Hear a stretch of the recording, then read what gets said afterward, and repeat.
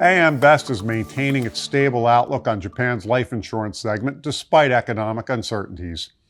Here to discuss the rationale behind the stable outlook is Charles Chiang, Senior Financial Analyst at AM Best. And Charles, what does the current macroeconomic environment look like for Japan, and is it broadly supportive of the domestic life insurance segment? Well, Japan's economy is in a period of positive but fairly modest growth.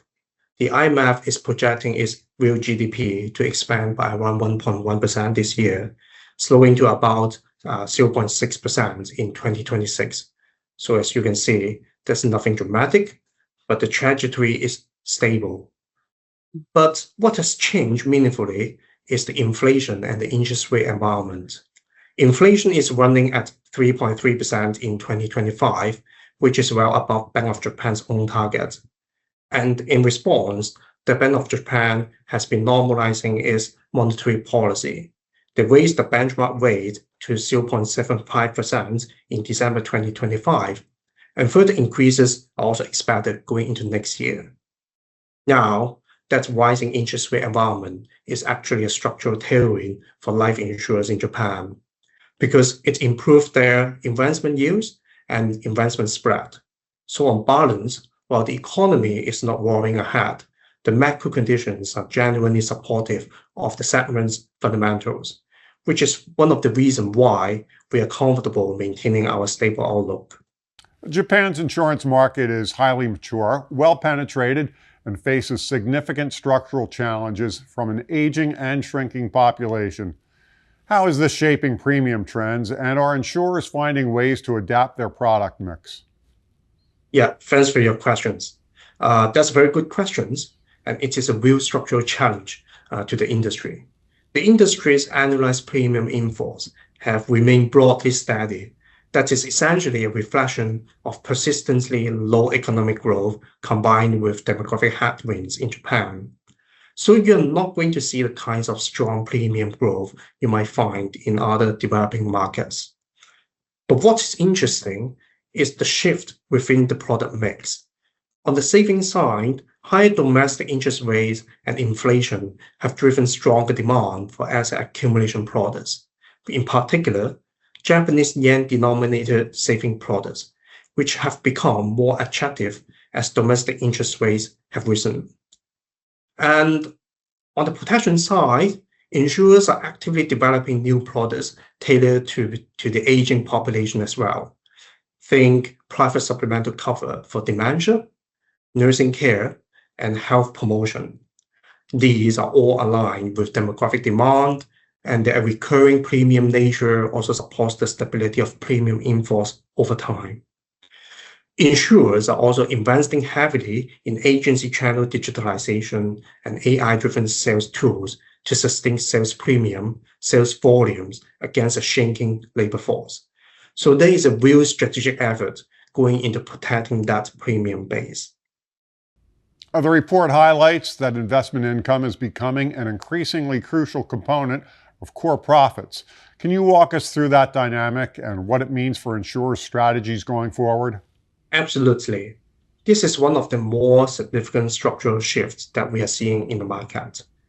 For years, Japanese life insurers operate in a near zero interest rate environment, which compressed their investment spread and made managing legacy high guarantee rate policies quite painful for them.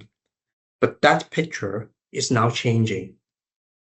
Rising domestic interest rates are boosting their investment yields on yen-denominated fixed income assets, and the gradual run-off of those legacy policies is further improving overall investment spread. Most major insurers report a meaningful lift in core profits from stronger net investment income in fiscal year 2024 and into the first half of fiscal year 2025. A notable strategic move is what we describe as active portfolio rotation. After years of accumulating long-term Japanese government bonds for their asset liability management, large insurers are now disposing of some of their lower-yielding legacy Japanese government bonds and replacing them with new issuance at materially higher yields. like 30-year Japanese government bonds are now in the 2.5 to 3% range, and 40-year yields are also approaching record highs. The yield pickup from that rotation, as you can see, is substantial. Insurers are also planning to gradually reduce their domestic equity exposures and reallocate towards alternative investments and competitive fixed income assets, with an eye on improving their risk-return profiles. Overall, we expect insurers to continue stepping up their asset management capabilities, given how central investment income has become to their profitability. That said, it is partially offset by rising operating expenses. Personnel costs are up amid high inflation and a tight labor market, and IT spending is also climbing with digital transformation and the new regulatory reporting requirements. Charles, could you briefly touch on the two final themes from the report, the continued overseas expansion by life insurers and the transition to the new economic value-based solvency regime, and perhaps leave us with your overall take on the next 12 months? Yeah, thanks for your questions. So on diversifications, the domestic life insurance market is facing very real structural constraints, like high penetrations and rapidly aging and shrinking populations. And in response, major life insurers have been accelerating both international acquisitions and expansion into adjacent domestic non-insurance businesses, such as corporate benefits and healthcare services. So over the past 12 months, we have seen several sizable transactions in overseas life insurance, retirement solutions, and asset-intensive reinsurance platforms, particularly in regions like North America, Australia, and selected Asian markets. These are not just opportunistic moves. They reflect a longer-term strategy to build earnings resilience outside a contracting domestic insurance market. We do expect executions and integration risk to remain elevated as these overseas operations grow in scale and complexity. But as you can see, the strategic rationale is sound. And on the regulatory side, Japan's Financial Services Agency, FSA, is also implementing the new Japan Insurance Capital Standard, or we call it JICS, from the fiscal year end March 2026. And this is a paradigm shift from the old solvency margin regime to an economic value-based framework. Industry preparedness is strong. Most major insurers have been running the economic solvency ratios internally for years.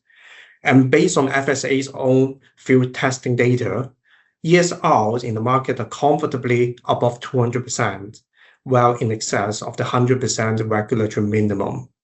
The rising interest rate environment has been generally supportive of those positions as well. So stepping back, the fundamentals of Japan's life insurance segments are sound. Premium income is broadly steady. Investment income is becoming a more meaningful earnings driver. Business diversification is actively underway, and the solvency regime transitions is proceeding in an orderly manner. Those are all the reasons that we are comfortable maintaining our stable outlook for the next 12 months. That was Charles Chiang, Senior Financial Analyst, AM Best. You can find the full report online at ambest.com. For AM Best TV, I'm John Weber.